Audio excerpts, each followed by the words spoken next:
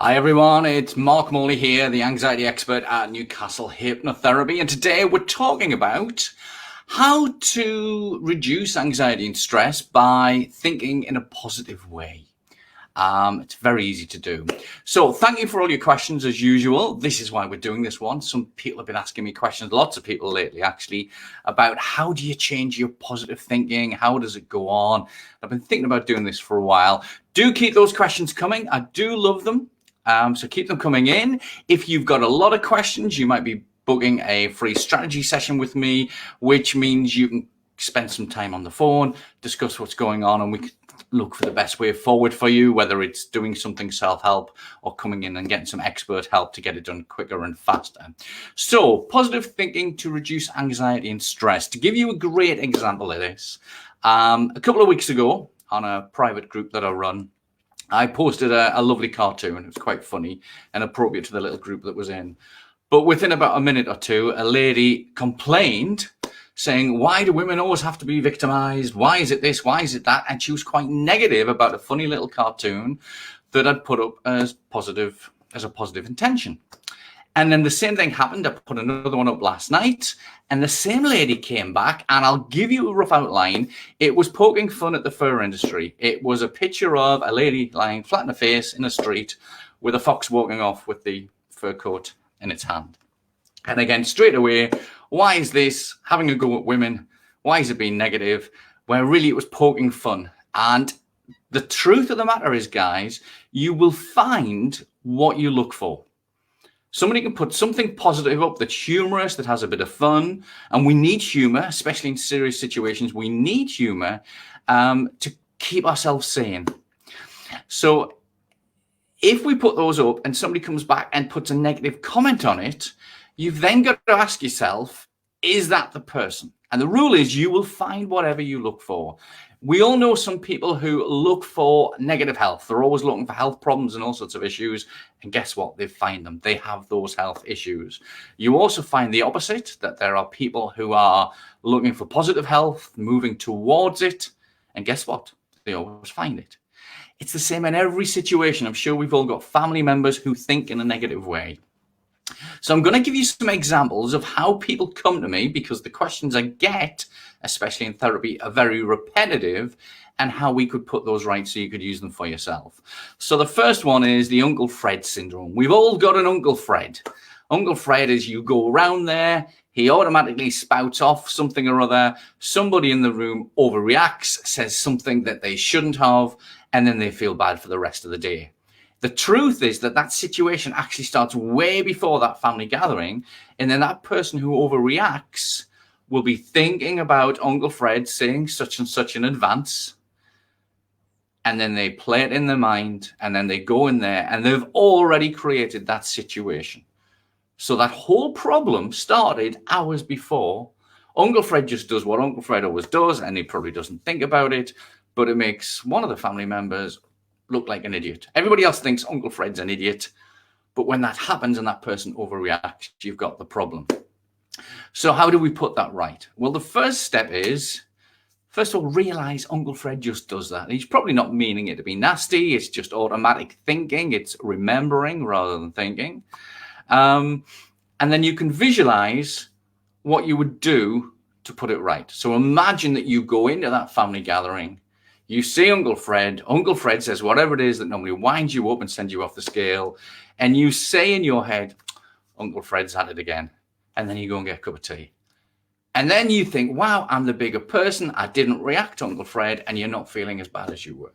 So by spending a bit of time in advance, visualizing how you would like your day to go, how you'd like to act, how you'd like to react, how you'd like to think, how you'd like to laugh, makes one hell of a difference to just reacting to it. And this is the difference between remembering and thinking.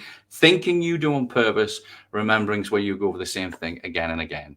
So that's how we would deal with an Uncle Fred. The second one is the lady at work. Had a lady came to me who just basically said, I hate my job. She really complained about Fred in the office, not the same Fred, somebody else in another office, somebody in a different department, that she had to get up early, that she had to get 2 buses, that she had to come home, then she had to make, she was just thinking about all these negatives.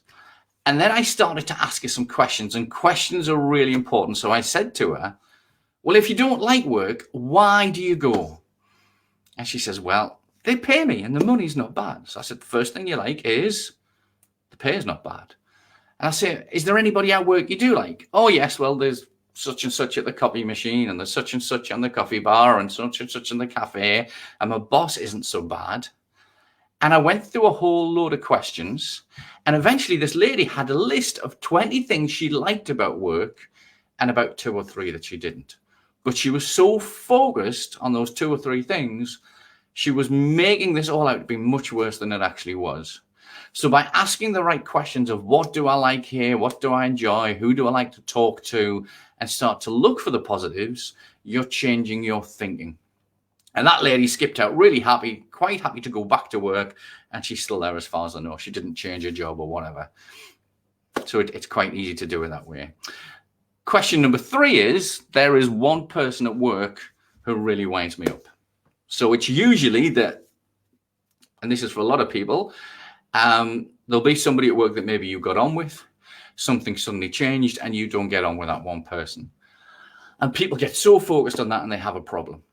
And my answer to that one is, again, visualize how you'd like it to be. So let's say you've got somebody in the office, we'll call him Bill. Say Bill is in the office and he likes everybody else, but he dislikes you. He blanks you, he doesn't listen to you, he's just a bit snidey, you know, the sort of person that brings everybody down. So the key is you visualize going in, and when Bill does that, you give him the biggest smile, say, morning, Bill, how you doing? Walk past, whistle, sing, whatever you do, and you be the most positive person in that office. And then Bill's thinking, what the hell's going on here? And then do it again and again. And it doesn't matter what Bill does. You choose how you feel, your emotions, and how you're going to act. And everybody else around will see that you're the bigger person. And I imagine at some point, Bill will sort of come around and stop being such an idiot. Or maybe explain that there was a problem that you didn't know. There's bound to be a reason there, but you can't get into Bill's head. You can't really change what happens to Bill, but you can change how you react. So the key there, remember, is be the bigger person, be the happier person, just get in and do it and forget about it. Make a fuss over loads and loads of people in the office. If you're going to take a load of cakes in, make sure you give Bill one first and do it for everybody else. Just don't let that one little negative in a whole room of lovely people cause a problem. And when clients do this, it makes such a difference and other people notice. So that one's very, very easy. Another one is the nasty boss. Now, another client case here. I had a lady came to see me who every Monday morning she'd go in and the boss would rip her to bits. But worst of all, it would be in front of everybody else. She was kind of like a mid-manager, would rip her to bits in front of everybody else. And then she would feel bad for the rest of the day. The rest of the staff felt sorry for her. But of course, that put her in a nasty state. So again, we did all the things we do. We taught her some self-hypnosis as part of this, as the anxiety program. And she got herself, she visualized going in and just watched the boss having a go at her. And she brought up her shield of protection. She smiled. And the boss, about halfway through, stopped and said, what are you smiling at? What's going on? And eventually they went out to the office and they had a chat. And it was the boss had all these worries of things, had problems in the business. Not enough was being done. He was doing so much more than he should be.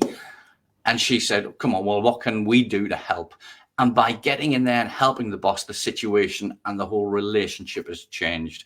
So again, if we look at all of these, we're being proactive rather than reactive. Uncle Fred or the boss, whoever it is, might do what they always do, but how you respond is far better. So you've got to choose in that situation. So if your kids wind you up, you know, if they're off at the moment and they're running around and they wind you up, you can bring in your coping skills. You breathe, you smile, you go outside, you go for a walk, you have a cup of tea. You don't react because it doesn't help. And this is really, really important. And again, this is the difference between thinking and remembering. When you think you're doing it on purpose, when you remember, you're just replaying the whole story again and again and again. And this is so important. The other one is, and this is the big one, is to start looking for the positives in life. So as I mentioned, that lady before who had a go at me for putting that cartoon up, Go out, go for a walk and start looking for what is positive. Look at the colors in the grass. When you look at that whole field of grass, there are so many different shades of green. Listen for the lovely sounds of the birds, the sound of the stream. Look at the way the water glints off. Look for things that are positive. Some people today it's red hot. I'm right on the edge of a woods here. It's red hot. I'm just about to go for a walk. But there's somebody I know in my family who say, oh, it's way too hot. And if it's not too hot, it's always too cold. And if it's not too cold, it's too windy. So you've got to look at the way that this goes. I used to know a guy who used to love to work in the cold, and I used to hate to work in the cold. And I said to him, how do you do it? And he says, well, it's bracing. It's refreshing. So when I changed being cold to being, wow, that's bracing, that's refreshing, it gives you energy. Wow, the difference. It's just changing how you think. So get out there and look for the positives in everything. Look at the people at work. Are they happy today? Are they down today? What do you like about the way that they dress? What do you like about the way that they work, the way that they talk? Just start looking for the positives in life. Another big tip is to start cutting out the negatives in your life. If you're picking up those bloody newspapers with all the negative stuff in them, and there's a couple of them that I'm not going to mention, for God's sake, stop wasting your time and your money on them. Buy something that's positive. Again, gossip magazines are all negative. Do you want to be that gossipy, negative type of person? We've talked about it before. Do you want to be a radiator or do you want to be a drain? When you go onto social media, such as Facebook, and somebody puts a comment, are you going to be the one to point out the negatives? Or are you just going to let it float by? Or are you going to put something positive? Are you going to go onto Facebook and be a cheerleader and wish everybody happy birthday, well done for doing this, positives for doing that? Or are you going to put the negative comments on? And you'll find that positive people attract other positive people to them, and negative people attract other negative people to them. Again, it's this whole radiator and drain syndrome. So start working on it. You have to do this on purpose. We have to think on purpose. Otherwise, it's remembering. So it could be you get up in the morning and you say, I'm going to write down 10 things that I'm grateful for. It could be that you go to school. If you don't get on with your friends at school, you could be the most positive person in the playground and watch how people's attitudes turn around to you. You can also look at it as when there's a crisis. If you're the person that when there's a crisis and other people need help and you fall to bits, you need to visualize how you're going to react, because we've heard those stories of parents picking the cars up when the kids are trapped underneath it. You can pull up all the strength that you need when there's a crisis. So start visualizing how you want things to go. Visualize how you want to be. Do you want to be that radiator or do you want to be that drain? Do you want to be that person who goes out into the woods and picks up the litter once a month and have some fun doing it? Or do you want to be the person who bitches about the people who chuck it away? These are all big things in life. They're little things that create big changes. So it's really, really important. So if you need to rewind this little video, go over it, start putting it into practice and let me know how you get on. And again, do keep these questions coming in. We love the questions coming in, and it helps us to decide what sort of content we're going to put out there. And we like to share it and help you as much as you can. If you've got a lot of questions or you feel that you'd like to get rid of your anxiety and stress faster, now is the time to book a free strategy session with me. Just look for the links below, click on the link. It's dead simple. And we can arrange 15, 20 minutes just to go over your issue and how we can quickly get you to feel better. Enjoy the rest of your day. Get out there and look for the positives, and we'll see you again very soon. Take care. Bye for now.